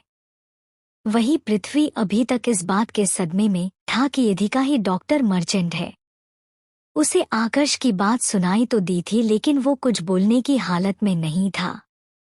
अचानक पृथ्वी का मोबाइल वाइब्रेट हुआ तो वो उसे चेक करने लगा। पृथ्वी ने देखा राजवंश एम्पायर की ऑफिशियल वेबसाइट पर पहले जहां सब लोग आकर्ष को भला बुरा कह रहे थे कि वो एक इंटर्न की खूबसूरती से प्रभावित होकर उसका साथ दे रहा है, तो वहीं अब वहां पर इधिका की सच्चाई खुलने के बाद सब आकर्ष और इधिका की तारीफ कर रहे थे।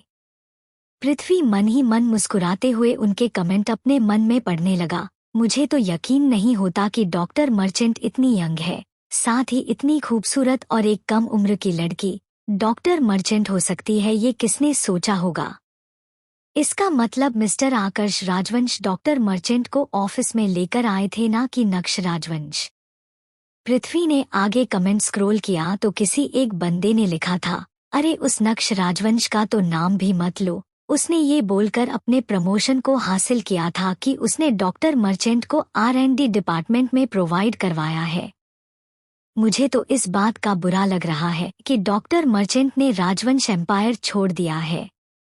ये सब नक्श राजवंश की वजह से हुआ है। वो बुरी तरह उनके पीछे पड़ गए थे, किसी दूसरे ने कमेंट में लिखा था। उन सारे कमेंट्स को पढ़ने के बाद पृथ्वी के चेहरे पर तसल्ली थी। उसका मन कर रहा था कि वो अपनी बदतमीजियों के लिए इधिका से जाकर माफी मांगे। दोनों के फेशियल फीचर्स काफी मिलते हैं ना? आकर्ष ने फिर से कहा तो पृथ्वी का ध्यान टूटा। फिर उसे आकर्ष की पहली कही गई बात समझ में आई। पृथ्वी ने जवाब में सिर झुकाकर कहा, मुझे भी कुछ ऐसा ही लग रहा है। आखिर कौन सी माँ अपनी ही बेटी के साथ इतना बुरा बर्ताव करेगी? इधिका के घर छोड़ने पर उसने कोई शिकायत नहीं की और मिस सिंघानिया ने बताया था कि वो उसे धमकी देती थी कि वो उसे बेच देगी। कोई भी माँ ऐसी हरकत नहीं कर सकती है। आखिर एक माँ इतनी निर्दयी कैसे हो सकती है कि अपने ही बच्चों को छोड़ दे। अचानक आकर्ष के चेहरे के भाव सर्द हो गए और वो उसी अंदाज में बोला, नहीं, कुछ माएँ ऐसे ही होती हैं। आकर्ष की बात सुनकर पृथ्वी चौंक गया। तभी उसे एहसास हुआ कि उसने क्या कह दिया। आकर्ष की माँ ऐसी ही थी, शायद इस वजह से उसके चेहरे के भाव सर्द हो गए थे। पृथ्वी ने जल्दी से बात बदलते हुए कहा, सर आपने राघव मित्तल से अपॉइंटमेंट लिया है ना? कुछ ही देर में मीटिंग शुरू होने वाली है। मुझे पता है, आकर्ष ने जवाब दिया। आकर्ष और पृथ्वी दोनों ही अब इस टॉपिक पर और बात नहीं करना चाहते थे, इसलिए वो दोनों वहां से जाने लगे। वहीं लिफ्ट के पास आयशा नक्श का हाथ पकड़कर खड़ी थी। आयशा नक्श के सामने रोते हुए बोली, नक्श मेरी बात का यकीन करो, मुझे पहले से कुछ नहीं पता था। इधिका ने जानबूझकर अपनी पहचान मुझसे छुपा कर रखी थी। वो मुझे सबके सामने नीचा दिखाना चाहती थी। नक्श ने गुस्से में आयशा का हाथ झटक कर कहा, मैं उसे तुमसे बेहतर तरीके से जानता हूँ। वो ऐसी इंसान नहीं है। उसे छोड़ो और मुझे ये बताओ कि डॉक्टर मर्चेंट ने कभी राजवंश एम्पायर ज्वाइन करने के लिए हाँ ही नहीं कहा था ना? ऐसा ही है ना आयशा? नक्श की बात सुनकर आयशा चौंक गई। उसकी चोरी पकड़ी गई थी। आयशा उसे कोई सफाई देती उससे पहले नक्श ने सर हिलाकर कहा, यू नो व्हाट आयशा, मेरी सबसे बड़ी गलती ये है कि मैंने तुम्हें प्रपोज किया और तुम्हारे साथ सगाई करने का सोचा। नक्श प्लीज नहीं, आयशा ने प्लीडिंग वे में कहा। आयशा उसे रोकना चाहती थी पर नक्श बोला, कल मैं ऑफिशियली हम दोनों की सगाई कैंसिल कर दूंगा। आयशा ने गुस्से में अपनी मुट्ठियां भींच ली थी। ये सब इधिका की वजह से हो रहा था। ये सोचकर ही उसके दिमाग की नसें फट रही थी। अचानक लिफ्ट का दरवाजा खुला और उसमें से राघव मित्तल निकला। उसे देखते ही नक्श के चेहरे के भाव बदल गए। नक्श राघव मित्तल को पहले से जानता था। फिर भी उसने कंफर्म करने के लिए पूछा, आप मिस्टर राघव मित्तल हैं ना? राघव नक्श को देखकर रुका और हल्के से हाँ में सिर हिलाया। नक्श ने मुस्कुराते हुए अपना हाथ आगे बढ़ाकर कहा, मैं नक्श राजवंश। मुझे चाचू ने बताया था कि हम साथ में काम करने वाले हैं। राघव ने उससे हाथ मिलाकर कहा, तो आप मिस्टर नक्श राजवंश हैं। मैं वैसे आकर्ष राजवंश से मीटिंग करने के लिए आया था। नक्श उससे बात करना चाहता था लेकिन आकर्ष का जिक्र होते ही वो शांत हो गया। तभी अचानक आयशा ने पीछे से कहा, क्या आप मिस्टर राघव मित्तल हैं? नक्श और राघव ने मुड़कर आयशा की तरफ देखा। आयशा ने कल राघव को हॉस्पिटल में देखा था। उसे उम्मीद नहीं थी कि राघव मित्तल जैसा अमीर आदमी उस बीमार लड़की का भाई निकलेगा। राघव आयशा से पहली बार मिल रहा था। उसने हैरानी से पूछा, क्या मैं आपको जानता हूँ? आयशा ने अपने चेहरे पर मुस्कुराहट लाते हुए कहा, शायद आप भूल गए हैं। कल लाइफ केयर हॉस्पिटल में आपकी बहन बीमार थी, मैंने आपको कॉल किया था। उस वक्त राघव ने इधिका को ठीक से देखा नहीं था, इसलिए वो आयशा की बातों में आ गया। उसने तुरंत कहा, अच्छा तो आप है वो नेक लड़की है जिसने मेरी बहन की मदद की थी। आयशा ने मुस्कुराते हुए हाँ में सिर हिलाया और नक्श का हाथ पकड़कर कहा, जी बिल्कुल, और ये मेरा फियांसे नक्श राजवंश है। व्हाट ए कोइंसिडेंस, राघव ने हैरानी जताते हुए कहा। पहले जहां राघव सिर्फ आकर्ष से मीटिंग करने आया था, वहीं अब आयशा से मिलने के बाद वो नक्श से बोला, मैं और मिस्टर आकर्ष राजवंश एक प्रोजेक्ट के बारे में डिस्कशन करने जा रहे हैं जो कि फ्यूचर में होगा। अगर आप चाहो तो हमारी मीटिंग को ज्वाइन कर सकते हैं मिस्टर राजवंश। राघव अच्छे से जानता था कि किसकी क्या पोजीशन है। ऐसे में अगर आयशा उसकी बहन की हेल्पर बनकर सामने नहीं आती तो वो कभी नक्श को इस मीटिंग के लिए नहीं पूछता। वो बस आयशा का एहसान चुकाना चाहता था जो उसने कभी किया ही नहीं था। राघव के पूछने पर नक्श भी हैरान रह गया। आज डॉक्टर मर्चेंट यानी कि इधिका के जाने के बाद R&D डिपार्टमेंट में उसकी कोई इज्जत नहीं रह गई थी। ये सब आयशा की वजह से हुआ था। लेकिन राघव मित्तल के इस तरह मीटिंग में इनवाइट करने के बाद उसकी पोजीशन और स्ट्रांग होने वाली थी। आखिर राघव मित्तल कौन था, ये सभी जानते थे। वो हर किसी को अपनी मीटिंग में बुलाना पसंद नहीं करता था, जबकि उसने आज सामने से नक्श को मीटिंग अटेंड के लिए बुलाया था। नक्श ने आयशा की तरफ देखा और कहा, फिलहाल मुझे मीटिंग के लिए जाना होगा। ऐसा करते हैं, कल हम शॉपिंग पर चलते हैं और हमारी इंगेजमेंट रिंग देख कर आते हैं। आयशा ने मुस्कुराते हुए सिर हिलाकर कहा, हाँ क्यों नहीं। नक्श की बातों से साफ था कि अब वो आयशा से शादी करने से पीछे नहीं हट सकता है। वहीं ऊपर जाने के बाद अचानक राघव ने इधिका का नंबर ढूंढा और उसे मैसेज किया, मिस सिंघानिया आप कब फ्री होगी? अगर आपके पास टाइम है तो रात को आपके और आपके मंगेतर के साथ डिनर पर मिलते हैं। राघव ने अपनी तरफ से ये मैसेज आयशा को किया था, लेकिन ये मैसेज कियारा की लाइफ बचाने वाले असली सेवियर यानी कि इधिका के पास जा पहुंचा था। CH-72 माँ बेटी का कनेक्शन। इधिका के डॉक्टर मर्चेंट होने की सच्चाई बाहर आ चुकी थी। इधिका तो राजवंश एम्पायर से चली गई थी, लेकिन उसके जाने के बाद हड़कंप सा मच गया था। पहले रिसर्च एंड डेवलपमेंट डिपार्टमेंट के लोग बात को हजम नहीं कर पा रहे थे, तो वहीं दूसरी तरफ एडमिनिस्ट्रेटिव डिपार्टमेंट में भी हंगामा मचा हुआ था। आकर्ष मालविका से बहुत ज्यादा गुस्सा था। उसने उसे एक मौका दिया था कि वो असली साजिश करने वाले का नाम बता दे, लेकिन मालविका आयशा का नाम कैसे ले सकती थी? वो उसकी खुद की बेटी थी। आकर्ष ने पुलिस को बुलाकर मालविका को अरेस्ट करवा दिया था। मालविका के अरेस्ट हो जाने के बाद आयशा ने राहत की सांस ली, क्योंकि इस मैटर में उसका नाम नहीं आया था। पर अचानक ही उसके चेहरे के भाव बदल गए। उसने नक्श की तरफ देखा, जो उसे बुरी तरह इग्नोर कर रहा था। नक्श ने नफरत भरी निगाहों से आयशा की तरफ देखा और फिर एडमिनिस्ट्रेटिव डिपार्टमेंट के हेड की तरफ।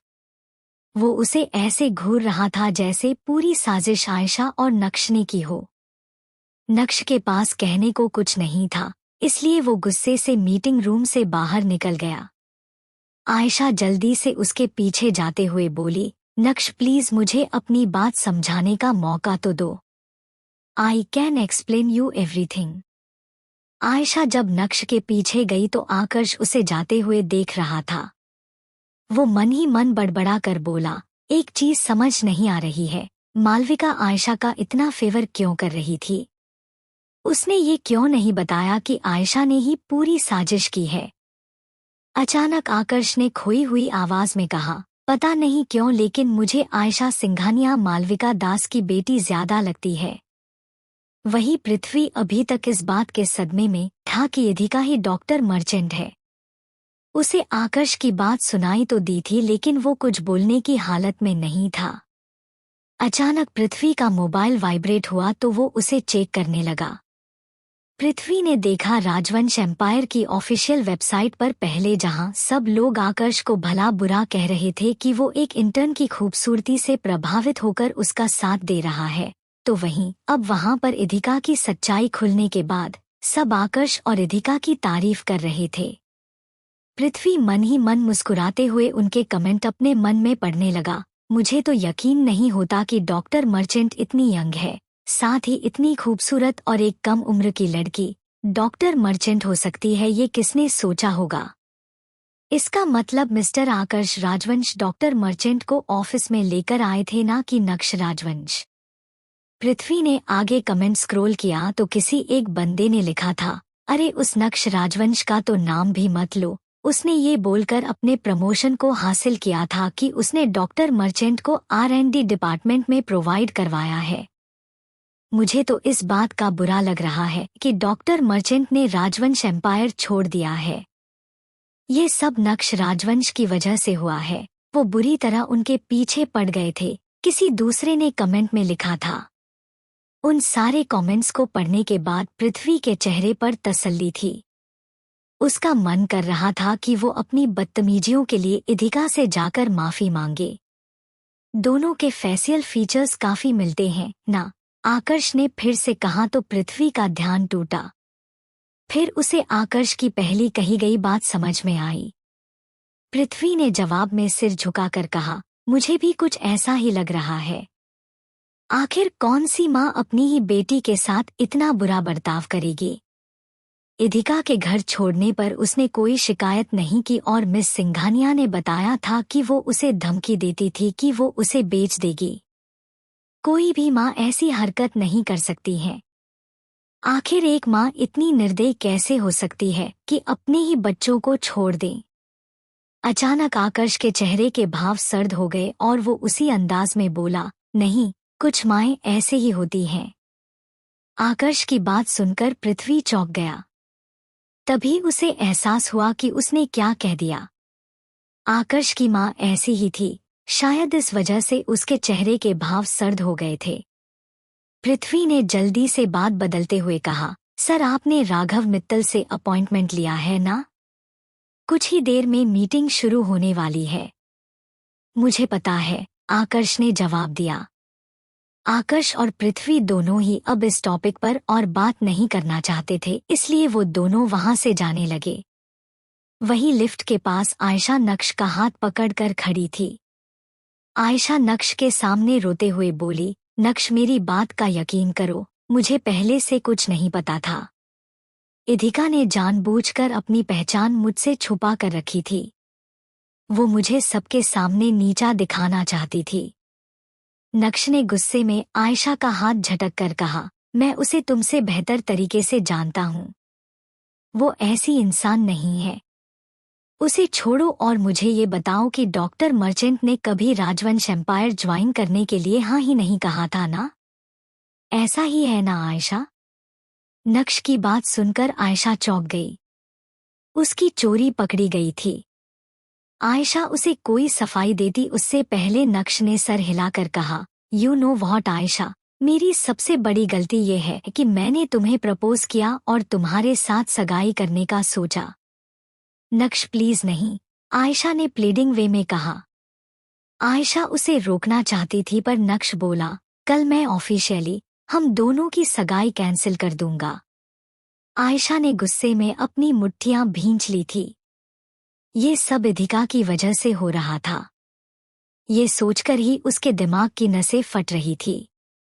अचानक लिफ्ट का दरवाजा खुला और उसमें से राघव मित्तल निकला। उसे देखते ही नक्श के चेहरे के भाव बदल गए। नक्श राघव मित्तल को पहले से जानता था। फिर भी उसने कंफर्म करने के लिए पूछा, आप मिस्टर राघव मित्तल हैं ना? राघव नक्श को देखकर रुका और हल्के से हाँ में सिर हिलाया। नक्श ने मुस्कुराते हुए अपना हाथ आगे बढ़ाकर कहा, मैं नक्श राजवंश। मुझे चाचू ने बताया था कि हम साथ में काम करने वाले हैं। राघव ने उससे हाथ मिलाकर कहा, तो आप मिस्टर नक्श राजवंश हैं। मैं वैसे आकर्ष राजवंश से मीटिंग करने के लिए आया था। नक्श उससे बात करना चाहता था लेकिन आकर्ष का जिक्र होते ही वो शांत हो गया। तभी अचानक आयशा ने पीछे से कहा, क्या आप मिस्टर राघव मित्तल हैं? नक्श और राघव ने मुड़कर आयशा की तरफ देखा। आयशा ने कल राघव को हॉस्पिटल में देखा था। उसे उम्मीद नहीं थी कि राघव मित्तल जैसा अमीर आदमी उस बीमार लड़की का भाई निकलेगा। राघव आयशा से पहली बार मिल रहा था। उसने हैरानी से पूछा, क्या मैं आपको जानता हूँ? आयशा ने अपने चेहरे पर मुस्कुराहट लाते हुए कहा, शायद आप भूल गए हैं। कल लाइफ केयर हॉस्पिटल में आपकी बहन बीमार थी, मैंने आपको कॉल किया था। उस वक्त राघव ने इधिका को ठीक से देखा नहीं था, इसलिए वो आयशा की बातों में आ गया। उसने तुरंत कहा, अच्छा तो आप है वो नेक लड़की है जिसने मेरी बहन की मदद की थी।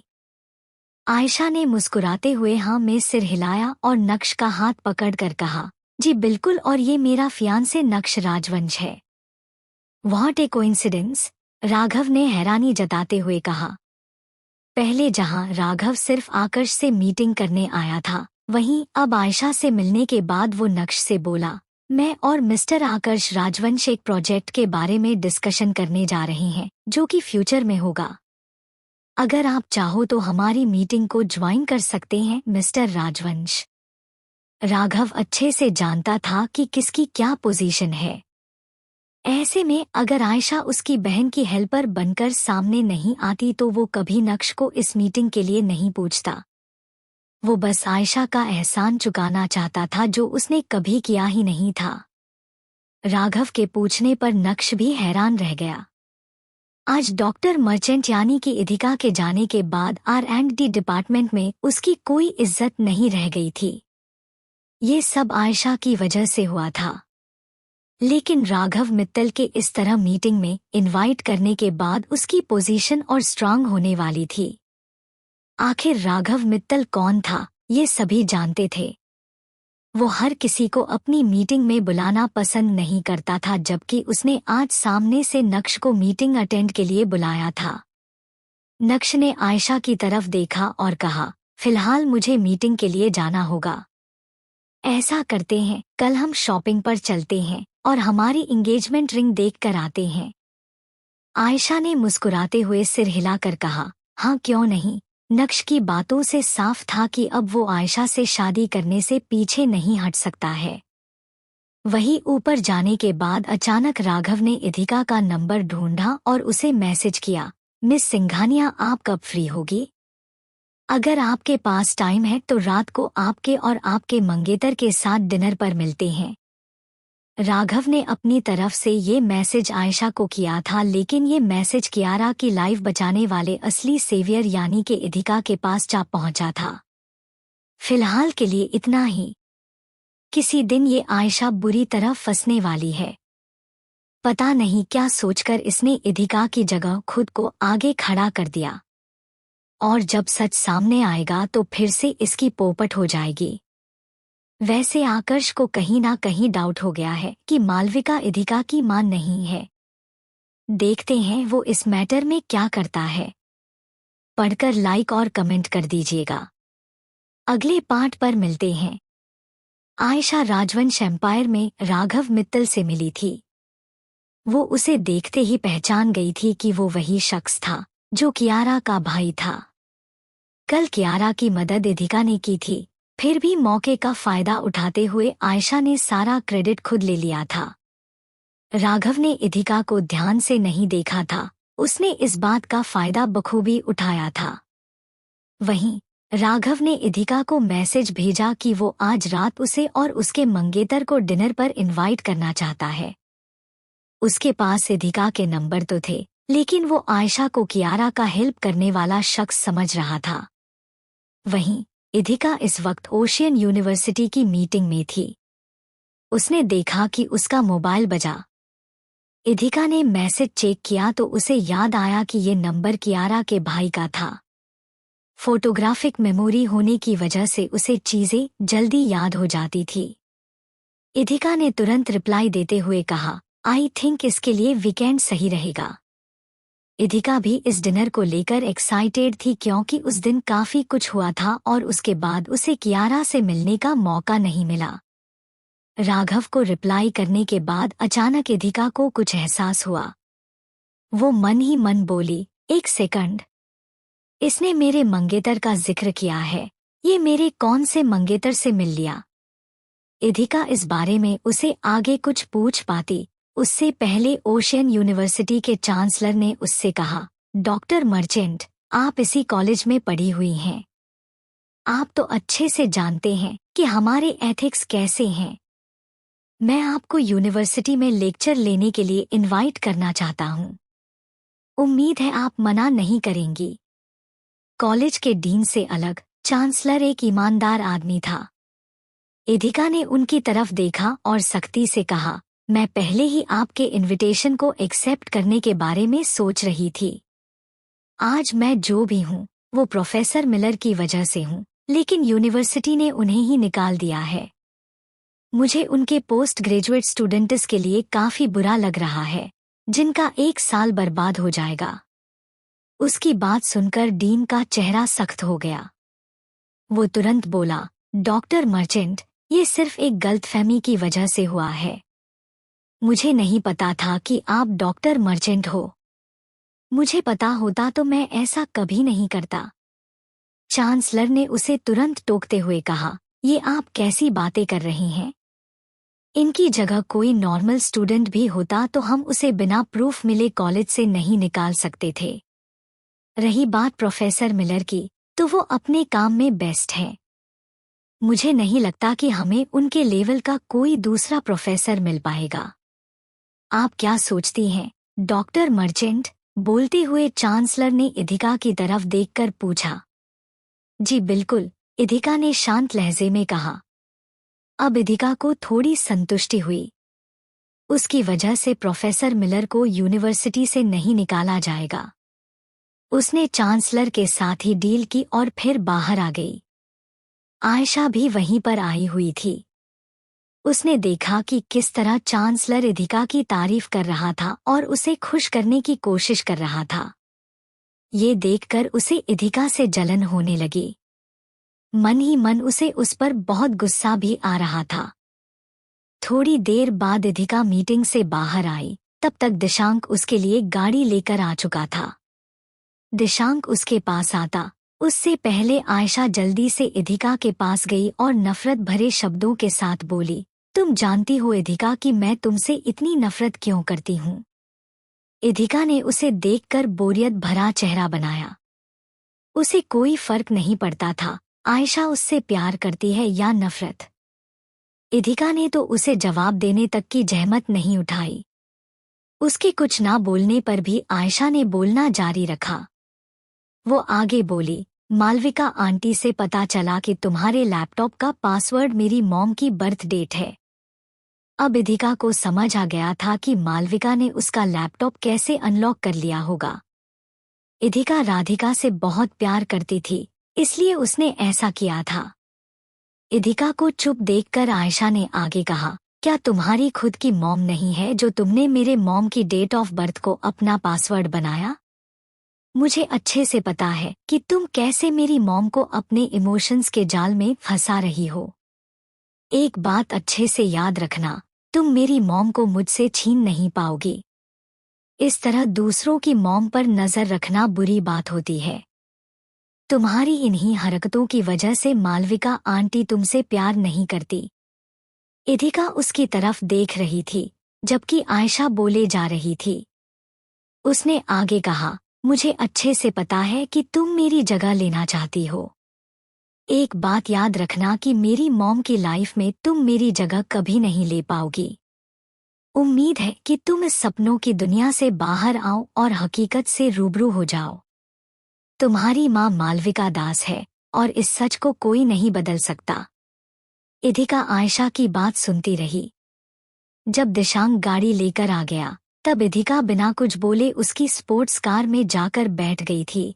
हालांकि आयशा की बातों से वो अंदर ही अंदर काफी अपसेट हो गई थी। इधिका ने अपने मन में कहा, क्या गलत कहा उसने? मुझे हमेशा से राधिका आंटी पसंद थी और मैं यही सपना देखा करती थी कि काश मैं आयशा होती तो मुझे राधिका आंटी का प्यार मिलता। राधिका आंटी उसे कितना प्यार करती है और उसे कितना अच्छे से भी रखती हैं। बचपन में वो उसके बाल बनाती थी, उसके लिए कुकिंग करती थी और आज भी उसकी कितनी परवाह करती है। मेरी ही किस्मत इस मामले में इतनी खराब क्यों है? इधिका को अंदर ही अंदर बुरा लग रहा था। उसने अपना लैपटॉप निकाला और तुरंत पासवर्ड बदल दिए थे। हालांकि उसे ऐसा करते वक्त दिल में एक दर्द महसूस हो रहा था। ऐसा लग रहा था जैसे वो राधिका से दूर हो रही हो। इधिका की आंखों में आंसू थे। उसने तुरंत खुद को संभाला और अपने आंखों को साफ कर लिया था। वहीं दिशांक का पूरा ध्यान ड्राइविंग करने में था। अचानक उसका मोबाइल बजा। दिशांक ने कॉल रिसीव किया तो सामने से एक आदमी की आवाज आई, सर, मुझे पता चल गया है। मैं आशीष दास का पीछा कर रहा था। मुझे उसके बारे में काफी कुछ पता चला है। इधिका ने ही आशीष के बारे में पता लगाने के लिए कहा था। उसकी बात सुनकर दिशांक ने इधिका की तरफ देखा। जब से वो गाड़ी में बैठी थी तब से खोई हुई लग रही थी। दिशांक ने स्पीकर ऑन किया और बोला, मेरी बॉस मेरे साथ ही है। तुम जो कह रहे हो वो उसे सुन पाएगी। आगे बोलो। कॉल पर मौजूद शख्स अब थोड़ा रिस्पेक्टफुली बात करने लगा था। वो सब बताते हुए बोला, हमें पता चला है कि आशीष दास काफी गैम्बलिंग करता है। स्टॉक में भी पैसे लगता है और जिस तरह से वो पैसे उड़ाता है उस हिसाब से उसे महीने के लगभग 1 से 2 लाख रुपए तक का नुकसान पक्का होता है। पिछली बार उसने कसीनो में लगभग 5 लाख रुपए का घपला किया था। वो लोग तो उसका पैर तोड़ने वाले ही थे, लेकिन आप जानते हो कि वो बचने के लिए क्या चिल्ला रहा था। क्या? दिशांक ने जल्दी से पूछा। उसने कहा कि मिस सिंघानिया मेरी भांजी है। कॉल पर मौजूद शख्स ने बताया। उसकी बातें सुनकर इधिका हैरान जरूर हुई थी, लेकिन उसने इस तरफ ज्यादा ध्यान नहीं दिया। आशीष उसके पास भी पैसे मांगने के लिए आता था और उसे यही कहता था कि तुम भी मिस सिंघानिया हो, सिंघानिया फैमिली से बिलोंग करती हो, तो अपने बाप से पैसे क्यों नहीं मांगती। दिशांक ने इधिका की तरफ देखकर पूछा, क्या वह आपके पास पैसे मांगने अभी भी आता है? नहीं, उस दिन के बाद में नहीं आया। जरूर आयशा ने उसे पैसे दे दिए होंगे, इधिका ने जवाब दिया। इधिका की बात सुनकर कॉल पर मौजूद आदमी ने कहा, हाँ, वो लड़की उन्हें पैसे देती रहती है, क्योंकि हमने उसका बैंक स्टेटमेंट भी चेक किया था। हर महीने उसे 1 लाख रुपए भेजती है और इतने सालों में पता नहीं उसने उसे कितने पैसे भेज दिए होंगे। ऐसी क्या वजह रही होगी जो आयशा उसे पैसे देने के लिए मजबूर हो रही है? उसकी बात सुनकर इधिका ने आईज रोल करके कहा, शायद यही वो बात है जो मैं तुमसे जानना चाहती हूँ कि आखिर आयशा उसे पैसे क्यों दे रही है और तुम मुझसे ही सवाल कर रहे हो। अरे, आप गुस्सा हो गई। मुझे आगे की बात तो बताने दीजिए। कॉल पर मौजूद आदमी ने हल्के तरीके से कहा, मैंने उसके बिहेवियर के बारे में पता लगाया था। वो थोड़ा अजीब आदमी है, लोगों से ज्यादा बात नहीं करता है। मैंने एक तरीका ढूंढ निकाला है जिससे हम सच का पता लगा सकते हैं, लेकिन उसके लिए मुझे आपकी मदद चाहिए। कैसी मदद? इधिका ने हैरानी जताते हुए पूछा। कल कसीनो में आशीष के साथ फ्रॉड हुआ है और उसने लगभग 5 लाख रुपए वहां गवा दिए हैं। वो मदद के लिए आयशा के पास जरूर जाएगा और आयशा इतनी जल्दी इतने पैसे नहीं जुटा पाएगी, क्योंकि मिस्टर सिंघानिया की उस पर नजर रहती है। उसका अगला ऑप्शन आप होने वाली है। आप समझ सकते हैं कि आपको क्या करना है। उस आदमी ने इधिका को अपना प्लान समझाते हुए कहा। कहीं इन सबके पीछे तुम तो नहीं? इधिका ने सख्ती से पूछा। वो आदमी अफसोस जताते हुए बोला, अरे, आप नाराज मत होइए। मेरा बस एक छोटा सा प्लान है जिसमें मैंने उसे फंसाया है। मैं कोई इल्लीगल काम नहीं करता और मुझे अच्छे से पता है आपको इल्लीगल काम करने वाले लोग पसंद नहीं है। मैं तो ड्रिंक भी नहीं करता और ना ही गैम्बलिंग करता हूँ। वो इधिका को अपनी सफाई देने की कोशिश कर रहा था। अच्छा ठीक है, मैं तुम्हारी हेल्प करने के लिए तैयार हूँ, पर कोई भी उल्टी सीधी हरकत मत करना। मैं बचाने के लिए नहीं आने वाली। इधिका ने उसे चेतावनी देते हुए कहा और फिर कॉल कट कर दिया। इधिका भी आशीष और आयशा के रिश्ते के बारे में पता लगाना चाहती थी, लेकिन साथ ही वो ये भी चाहती थी कि उनकी हरकतों की वजह से राधिका को कोई चोट ना पहुंचे। वो वैसे भी काफी कमजोर और बीमार रहती थी। इधिका अपने ख्यालों में खोई हुई थी, तभी उसका मोबाइल बजा। राधिका ने उसे मैसेज करके लिखा था, डॉक्टर मर्चेंट, क्या आप बिजी हैं? एक्चुअली मुझे आपसे एक फेवर चाहिए था। I need your help. मैं फ्री हूँ। बोलिए, आपको मुझसे क्या काम है? इधिका ने जवाब देते हुए लिखा। राधिका ने तुरंत वॉइस मैसेज भेजा। इधिका उसे सुनने लगी। उसने कहा था, एक्चुअली आपका एक प्रोजेक्ट एक लड़की ने चुरा लिया है। उसका नाम इधिका है। प्लीज आप राजवंश एम्पायर में बात कीजिए और कहिए कि इन सब में इधिका का कोई फॉल्ट नहीं है। देखिए, उसकी कोई गलती नहीं है और ये सिर्फ एक गलतफहमी है। वो लड़की मेरी बेटी की तरह है। आप मुझसे मिलिए, मैं आपको पूरा मैटर समझा दूंगी। पर प्लीज आप उसे बेगुनाह साबित करवा दीजिए। वॉइस मैसेज सुनने के बाद इधिका इमोशनल होने लगी। राधिका उसके बारे में इतना सोच रही थी और वो उसे अपनी बेटी तक समझती थी। इधिका की आंखों में आंसू आने लगे थे। उसने खुद के इमोशंस को कंट्रोल करके कहा, ठीक है, मैं आपके घर आ रही हूँ। अभी इसी वक्त हम मिलते हैं। राधिका तक ये सच्चाई अब तक पहुंची नहीं थी कि इधिका ही डॉक्टर मर्चेंट है। उसके बाद इधिका ने सख्ती से दिशांक से कहा, मुझे राजवंश हाउस ले चलो। मुझे राधिका जी से मिलना है। दिशांक ने उसकी बात पर हामी भरी और गाड़ी सिंघानिया विला की तरफ मोड़ ली।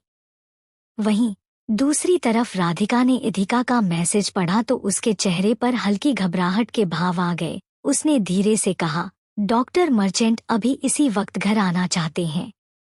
उम्मीद है वो मेरी बात सुनकर गुस्सा नहीं हुए होंगे। वहीं उसके पास खड़ी श्रुति ने सारी बातें सुन ली थी। वो बोली, तुम उस लड़की के लिए और कितना करोगी? मुझे अच्छे से पता है कि तुम्हें लोगों से मिलना जुलना पसंद नहीं है। फिर उसके लिए तुम डॉक्टर मर्चेंट तक को परेशान करने के लिए तैयार हो गई। तुम बहुत अच्छे दिल की हैं और लोग इसका फायदा उठाते हैं। राधिका काफी कमजोर और बीमार थी।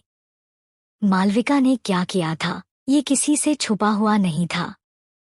फिर भी राधिका मालविका की बेटी के बारे में सोच रही थी। श्रुति ने राधिका की तरफ देखकर थोड़ा इमोशनल होकर कहा, आप उस औरत की बेटी की इतनी परवाह क्यों करती हैं, जिसकी वजह से आपका घर बर्बाद हो गया? श्रुति की बात सुनकर राधिका का चेहरा नीचे की तरफ हो गया। आयशा और आदर्श घर पर नहीं थे, तो ऐसे में वो अपने दिल की बात श्रुति से बता सकती थी। राधिका ने गहरी सांस ली और कहा, मैं खुद नहीं जानती। उसकी बात सुनकर श्रुति चौंक गई। राधिका ने आगे धीमी और कमजोर आवाज में कहा, मैं नहीं जानती कि मेरे दिल में उसके लिए इतना प्यार क्यों है। जब उसे पहली बार देखा था तो वो बहुत प्यारी लगी थी। दिल में यही इच्छा आई, मैं उसे दुनिया की सभी मुसीबत से बचा लूं, जैसे वो मेरी खुद की अपनी बच्ची हो। निस्वार्थ राधिका को देखकर श्रुति ने आह भरी। राधिका ने आगे कहा, याद है तुम्हें, जब वो छोटी थी तब हमने उसे देखा था। वो कितनी प्यारी सी थी, लेकिन उसके कपड़े मैले थे तो हमें कितनी दया आई थी कि वो एक बुरी माँ के बीच फंस गई है। बेचारी को कितना मारा पीटा था मालविका ने। वो औरत एक शैतान है और न जाने क्यों मैं इधिका को उसे हमेशा प्रोटेक्ट करना चाहती हूँ। जो भी हो, आपको ये नहीं भूलना चाहिए कि उसकी माँ कैसी है और उसने क्या किया है। उसने घर छोड़ दिया था, लेकिन कभी भी वो आपको थैंक्स कहने के लिए, आपका हालचाल पूछने के लिए नहीं आई। श्रुति ने सख्ती से कहा। राधिका का दिल अभी भी उन बातों पर यकीन करने का नहीं कर रहा था।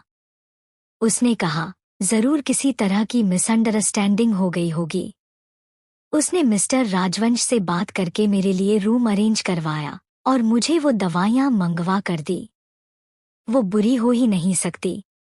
राधिका इस बात को नहीं जानती थी कि इधिका उसकी बेटी है, लेकिन फिर भी एक माँ का दिल उसके लिए काफी बेचैन रहता था।